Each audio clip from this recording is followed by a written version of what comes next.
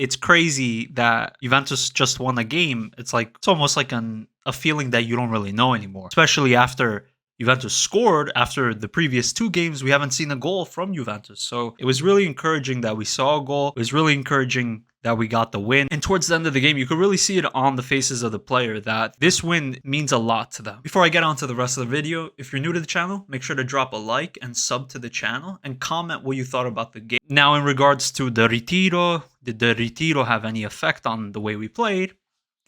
I don't know. But the second half, we played a lot better than the first. First half, we still saw the same kind of theme running around with Juventus, that you can't string 3 passes together, a lot of unnecessary giveaways, just sloppiness from the team. Second half, we didn't see that as much. Kostic was a lot more effective in the second half as well. His crosses were landing, and they were really good crosses. Vlahovic scored, and he could have scored a few more. He did well, and you could see how much that goal meant to him, and hopefully that does something to his confidence. There needs to be more focus on the mental side. Remember Bonucci? He had a mental coach that the guy was screaming at him. Look at Bonucci now. He's not the captain of Juventus. What did that guy do to him? Nothing. Going into the team's performance, I liked some of the attitudes that I saw today, but at the same time, in the beginning, like I said, I didn't really notice a difference. Up top, Keane, partner Vlahovic, and I don't know how Keane's a footballer sometimes, and I don't know what happened to him after his good run under Allegri before we sold him. When we bought him back, I had higher expectations. I had hoped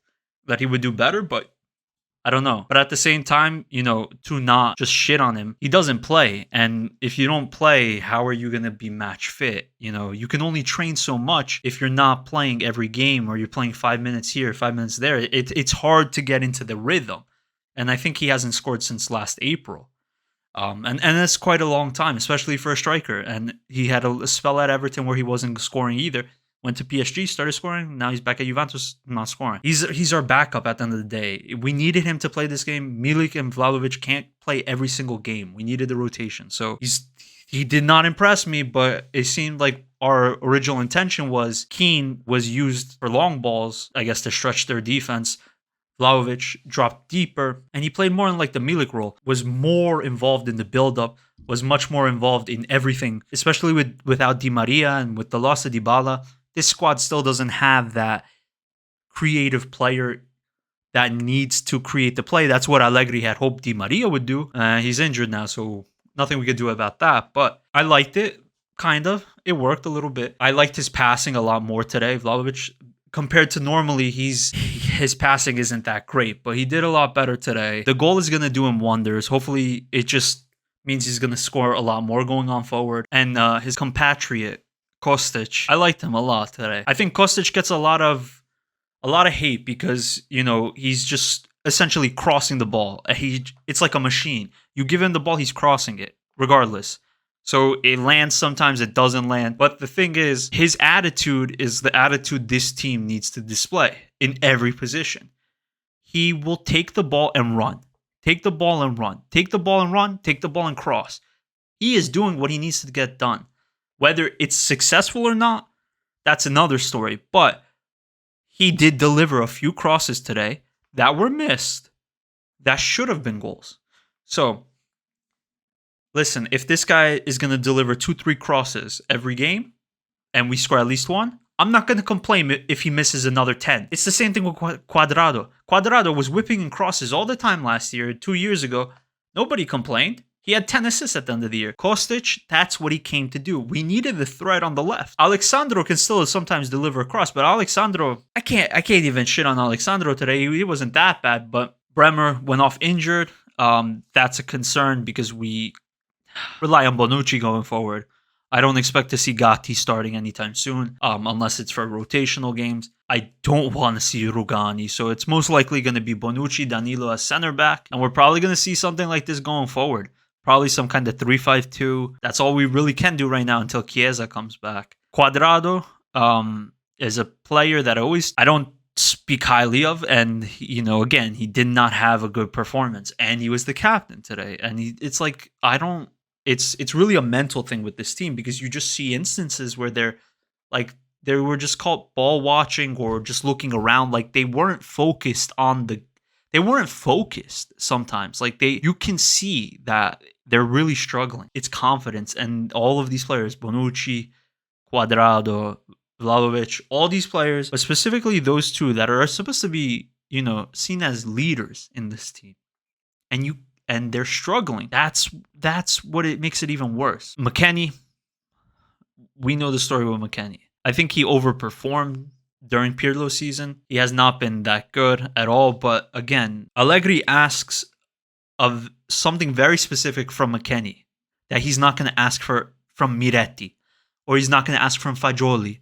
So when people make this kind of like this argument that, oh, just play Fagioli or just play someone else instead of McKennie, understood. Yeah, okay, we can. But is he going to play as a makeshift right winger like McKennie does? No. So McKennie is underperforming, or he's just bad, and he's being played out of position. And today though, he was playing his role today, and he was still bad. So I don't know. I think if an offer comes, we need to sell him, because Juventus are gonna probably sell somebody. So if McKennie gets an offer and we make some kind of we get some kind of resale on him, why not? So I'm just gonna, I just pointed out a few things, and overall the game was pretty balanced. But Torino never really made me feel worried. I'm more worried about Juventus making a mistake than Torino actually getting through on goal. It was a game that basically it looked like Torino and Juventus did not want to win. So it was like who could score the goal first. Whoever scored first was going to win the game, because that's how it was going to end. We were in a retiro for 2 days. Is that going to do anything? No. But that's not the problem. The problem is getting everyone on the same page. Because listen, you can have a season could go anywhere, right? Did we expect the season to start like this? Did we expect the season to continue like this? And I doubt we're going to expect the season to end the way it's going to end. And we just have to roll with the punches kind of thing. Allegri's being confirmed as manager. So the thing you need to do right now is get the group together and get the group united. It's regardless if the players like Allegri or whatever, it's just about being together. Because players fight with managers. Not every player gets along with a manager. It's not practical to say that every player is going to get along with a manager. So that's fine. But you have to go out and you still have to perform, and you still have to do what your duty is. And these players, as players, are responsible for the performance on the pitch. It's one thing if the manager sets the system up wrong. It's one thing if the tactics are set up wrong. But if a player's on the pitch and they can't string a pass together, it is not a question of the coach or the coaching methods or the tactics. It is a question of the player. That is my opinion. You want to criticize it or whatever. So at the end of the day, these players, okay, if a new coach comes in tomorrow, they are not suddenly going to know how to pass. They should know how to pass to begin with. They shouldn't need the coach to tell them how to make a 5-meter pass, 10-meter pass. They shouldn't need a coach to tell them those kind of things. I'm not saying Bremer's going to make a Pirlo pass over the defense. You can't pass it to the guy next to you. Then it's not a question of the coach. So with seemingly everyone confirming Allegri, I'm assuming he's staying at least until the World Cup. I think as Juventini and as supporters of the team, it's just a matter of time of, it's not Allegri out. It's not who we put in. It's just get behind the team.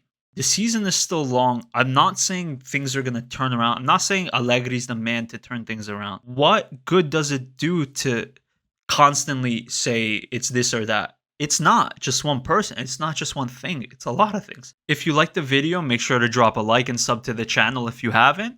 And Forza Juve, let's get that win against Empoli, and let's try to get some kind of momentum going.